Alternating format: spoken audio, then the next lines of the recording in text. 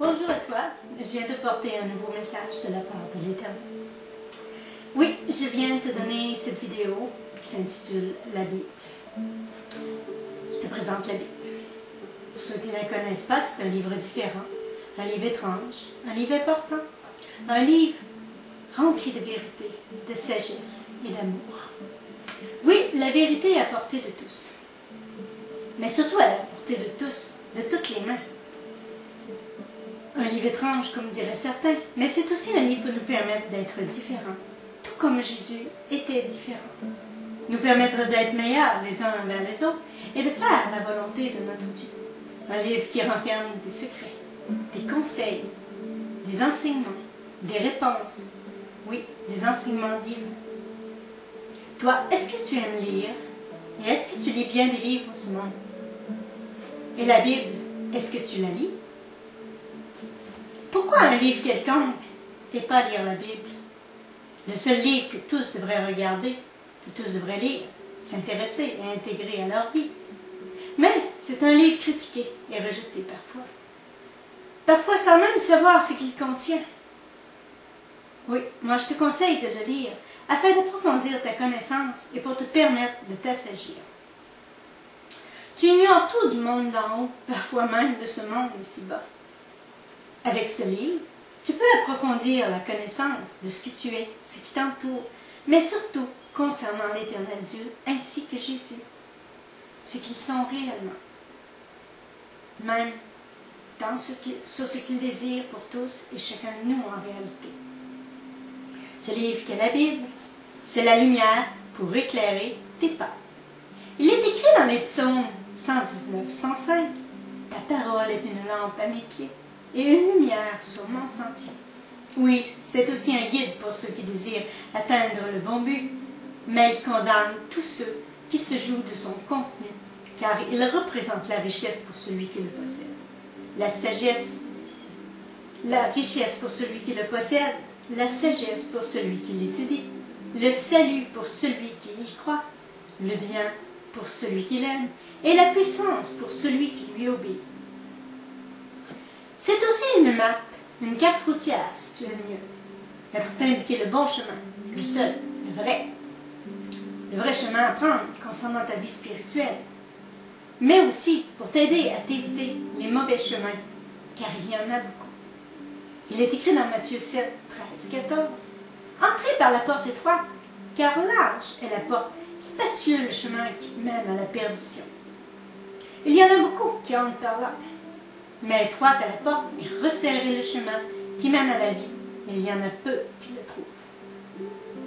Oui, ce livre, qu'est la Bible, t'indique la volonté de notre Dieu, concernant quoi faire et ne pas faire, concernant quoi dire et ne pas dire. Est-ce que tu sais pourquoi les gens rejettent, critiquent, évitent, se détournent et condamnent un livre qu'ils ne connaissent que peu ou pas du tout? Le font-ils juste pour faire comme les autres? Ceux qui n'en veulent pas, ils ne le connaissent pas. Ils lisent bien des livres pourtant, qu'ils ne connaissent pas, ou si peu. Et celui-là, ils le condamnent sans le lire, sans savoir, sans comprendre. Oui, plusieurs condamnent et rejettent ce riz de son contenu, et en changent même l'essence pour plusieurs. Dire que ces personnes ignorent ce qui a été écrit en réalité, plusieurs ne comprennent pas les Écritures, mais surtout ce qui révèle son contenu. Il révèle toute la vérité. Pourtant, les livres de ce monde les attirent, les intéressent, les captivent, et ils retiennent même ceux qui les lisent. Pourtant, ils achètent ces livres sans les connaître, parfois, sous la référence de ceux qui les ont lus. Mais la Bible, si on en parle et qu'on leur réfère, combien en veulent, c'est pas long que les gens tournent le dos. Combien refusent, rient, critiquent, condamnent sans savoir? Toi, le reçois-tu, ce livre glorieux? Le connais-tu? Qu'en penses-tu au fond de toi? C'est facile de parler d'un livre qu'on ne connaît pas. Combien ont en leur main ce trésor qu'est la Bible? Certains ont une Bible qui a tellement de poussière accumulée avec les années, qui ont passé. Serait-ce qu'ils ne l'ont pas lu? L'ont-ils ouvert seulement? Combien savent ce qui est écrit dans la Bible? Et pourquoi ils n'en veulent pas? Pour ceux qui en veulent, mettent-ils en pratique? La font-ils connaître? La reçoivent-ils dans leur cœur? C'est important. Lorsque des gens achètent un livre, plusieurs le lisent avant d'en parler. Le lisent entièrement pour certains afin de savoir si cela leur convient, afin de connaître le contenu, parce qu'ils veulent se faire une idée de ce que ce livre parle, et pour en connaître l'idée et qui en est l'auteur. Oui, dans le but de savoir s'ils aiment ce livre et son auteur. Ils doivent lire pour savoir. Ils garderont tel ou tel livre, ou s'ils le rejetteront. Tout cela pour une meilleure compréhension du livre, pour mieux connaître l'auteur. La Bible, c'est l'Éternel qui en est l'auteur. Oui. Et je suis très bien placée aussi pour en parler et pour te conseiller. Car il m'a expliqué bien des choses, bien avant même que je l'ai lu moi-même dans ce livre, pour me confirmer son authenticité. Après avoir été conseillé par l'Éternel, je n'ai fait que le référer, que le conseiller aux autres. Oui, j'ai approuvé et apprécié son contenu. Je te dis à toi qui ne l'as pas lu, ou si peu, toi qui ne s'en intéresse peut-être même pas, que tu dois prendre connaissance de tous ces écrits, et rapidement, car c'est la vérité qui te rendra libre. Oui, il est écrit dans Jean 8, 32, vous connaîtrez la vérité, et la vérité vous rendra libre. Alors demande à l'Éternel de t'éclairer avant de commencer à la lire. Ne critique pas, ne juge pas, ne condamne pas avant de savoir, car ce livre est important. Son esprit fera son œuvre en toi et la vérité qui se révélera en toi te fera réagir et tu connaîtras mieux ton Dieu et ce qu'il désire. Et tu pourras t'assagir. Si tu ne connais pas la Bible, regarde et examine. Oui, sonde les Écritures. Si tu ne sais pas quelle est la vérité, comment la reconnaître lorsqu'elle se présentera devant toi? Oui, comment reconnaître le mensonge lorsque tu seras devant une porte spirituelle qui s'ouvre sur le mensonge? Ou encore lorsque des gens voudront t'induire en erreur? Ces écrits sont donnés par l'Éternel pour t'aider. Ne critique pas, ne rejette pas ce que tu ne connais pas. Voyons, juge par toi-même. Regarde avant de critiquer et rejeter un livre de sagesse, de vérité et d'amour. Est-ce qu'on t'a enseigné que c'était mal d'ouvrir la Bible et que tu as grandi sans en avoir besoin et que cela ne t'intéresse pas non plus et qu'en réalité, tu peux t'en passer? Tu manques le meilleur, c'était le cas. Si tu ignores, oui, et tu l'ignores, alors si personne ne te le dit, moi je te le dis, tu manques lui. Dis-toi que celui qui t'a enseigné ceci ne veut pas que tu connaisses la vérité. Celui qui s'en moque ne connaît pas la Bible, encore moins la vérité. Combien ne veulent pas que les hommes s'approchent de ce livre, afin de connaître ce que l'Éternel désire? Combien ne veulent pas qu'ils connaissent la vérité, tout simplement? Et le meilleur moyen, c'est de dénigrer la Bible devant tous. Peut-être que ces mêmes personnes préfèrent garder les hommes dans l'ignorance, pour demeurer au-dessus d'eux et plus instruits qu'eux. Mais surtout, dans le but de garder leur popularité et leur autorité, pour ne pas dire le contrôle de la sagesse, afin que ceux qui n'y ont pas droit demeurent ignorants des choses d'en haut. Oui, certains ne veulent pas se faire détrôner, mais l'Éternel les détrônera. Il vient bientôt pour faire éclater sa gloire en ce monde. Il est écrit dans Jérémie 7, 23. Mais voici l'ordre que je leur ai donné. Écoutez ma voix, pour que je sois votre Dieu, que vous soyez mon peuple. Marchez dans toutes les voies que je vous commande, afin que vous soyez heureux. L'Éternel nous aime et nous donne des conseils, de bons conseils. Il a même écrit dans Osée 4.6, « Mon peuple périt parce qu'il lui manque la connaissance. » Donc, c'est primordial que tu regardes par toi-même et dis-moi, pourquoi tu ne le regarderais pas pour te faire une idée au lieu de toujours agir comme les autres, selon les conseils des autres, et parce que les autres le font et te le disent, ou encore, éviter de regarder parce que ceci n'intéresse que peu de monde.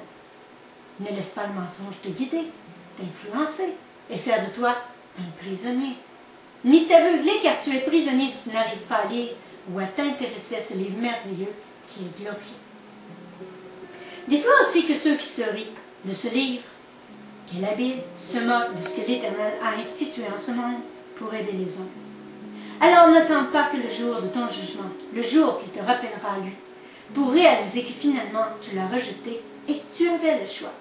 Aujourd'hui, moi aussi, je te montre ce choix, un choix judicieux et glorieux de recevoir l'amour, la sagesse et la vérité dans ton cœur et dans ta vie. Oui. Il est temps que tu te repentes et que tu donnes ta vie à Jésus avant qu'il soit trop tard, car il revient bientôt chercher son peuple. Je te dis, regarde dans ce livre, la Bible. Oui, regarde ce que tu dois faire ici-bas et ne pas faire. Puis laisse l'Éternel t'aimer et te transformer. Ainsi tu pourras t'ajuster avec la vérité et sa volonté. Tu pourras aussi rejeter le mensonge et condamner les œuvres du mal. Dis-moi, es-tu libre de lire ce livre qu'est la Bible? Tu découvriras ce que ton cœur désire, car il est écrit dans Matthieu 6, 19, 21, « Ne vous amassez pas des trésors sur la terre, où la teigne et la rouille détruisent, et où les voleurs percent et dérobent. Mais amassez-vous des trésors dans le ciel, où la teigne et la rouille ne détruisent point, et où les voleurs ne percent ni ne dérobent. Car là où est ton trésor, là aussi sera ton cœur. » Alors, comme il y a des livres, bien des livres sur la terre, n'oublie pas d'ajouter celui-ci à ta collection et retiens aussi ce verset, car il est écrit dans Psaume 37,4. Fais de l'Éternel tes délices et il te donnera ce que ton cœur désire. Et moi je te dis, mets l'Éternel dans ta vie et tu vivras par lui, avec lui, en lui. Tu vivras comme lui. L'exclure de ta vie ne t'apporte rien et tu perdras même ta vie éternelle. Si tu le désires, par la vérité, ton Dieu fera le ménage dans ta vie et dans ton cœur. Demande-toi aussi, quel mal y a-t-il à devenir comme Jésus, à agir et parler comme lui? Est-ce de la folie que de vouloir vivre d'amour, dis-moi, que de ressembler à un homme qui était l'amour? En réalité, tu n'as aucune excuse devant l'Éternel. Et en vérité, tu dois vivre ta vie selon sa volonté, non la tienne. Et si tu acceptes la volonté de Dieu dans ta vie, alors ton jugement sera moins sévère. Si tu n'y arrives pas et que tu ne lis pas la Bible, tu es prisonnier. Prisonnier d'un monde de mensonges qui t'influence et t'interdit par le fait même de t'en approcher et de te laisser transformer par l'Esprit de notre Dieu. Rejetant la Bible, ignorant son contenu, tu ne peux connaître la vérité ni vivre de la vérité. Je te dis, commence par lire le Nouveau Testament. Matthieu, Marc, Luc, Jean, etc. Il y a les psaumes aussi que tu peux lire pour t'encourager, te réconforter et te relever. Pour l'instant, ne t'occupe pas de l'Ancien Testament. Tu pourras le lire quand tu seras prêt à lire tous ces passages. Jésus nous a laissé un Nouveau Testament pour s'ajuster avec la volonté de notre Dieu, afin de connaître le Père et le Fils. Il est écrit aussi dans Jean 3, 35 à 36. Le Père aime le Fils et a tout remis entre ses mains. Celui qui croit au Fils a la vie éternelle. Celui qui ne se confie pas au Fils ne verra pas la vie, mais la colère de Dieu demeure sur lui. Dis-moi, est-ce que cela te fait réfléchir? Moi, oui. Pas toi? Oui, avec la Bible, tu peux comprendre. Mieux comprendre ton Dieu, qui tu es, les autres, et comment agissent les forces du mal sur terre. Je te dis, prends ta liberté. Vis ta vie avec les instructions qui viennent du ciel. Avant de te laisser, je te laisserai ceci. Il est écrit dans Apocalypse 22, 17 à 21, l'Esprit et l'épouse disent, viens. Que celui qui entend dise, viens. Que celui qui a soif vienne. Que celui qui veut prenne de l'eau de la vie gratuitement.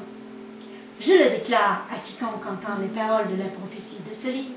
Si quelqu'un y ajoute quelque chose, Dieu le frappera des fléaux écrits dans ce livre. Si quelqu'un y ajoute quelque chose, oui, Dieu le frappera des fléaux qui sont écrits dans ce livre. Et si quelqu'un retranche quelque chose des paroles de vie de cette prophétie, Dieu retranchera sa part de l'arbre de vie et la ville sainte, décrit dans ce livre. Celui qui atteste ces choses dit, oui, je viens, bientôt. Amen. Viens, Seigneur Jésus. Que la grâce du Seigneur Jésus soit avec tous. Là, moi, je te cite les Écritures. C'est écrit dans la Bible. Alors maintenant, qui peut répondre à ces questions? Toi, le peux-tu? Pourquoi fuir, rejeter ou condamner la Bible? Pourquoi sortir de la vie des gens, des écoles, de leur cœur aussi, ce qui est ordonné et institué par l'Éternel? Je te mets au défi d'ouvrir ce livre. Je te conseille aussi d'accueillir son contenu, son message d'amour, afin de recevoir ses enseignements. Oui, afin de découvrir qui tu es et ce qui se passe en réalité, surtout dans le but de t'assagir. Je te laisse réfléchir à ce message. Sois sage et ne critique pas ce que l'Éternel m'a donné, ce message qu'il m'a confié pour toi. Bien au contraire, réfléchis avant de rejeter et condamner cet avertissement qui est aussi un conseil qui vient d'en haut, que je te donne aujourd'hui pour te bénir. Mais dis-toi que je le fais au nom de Jésus. Toi, si tu rejettes tout cela, qu'est-ce qui te motive, qui te guide, qui t'empêche de vivre selon la volonté de Dieu? Sûrement pas l'Éternel. Alors comprends-le et reçois son amour pour ton bien. Je te dis, passe une belle semaine et sois béni au nom de Jésus.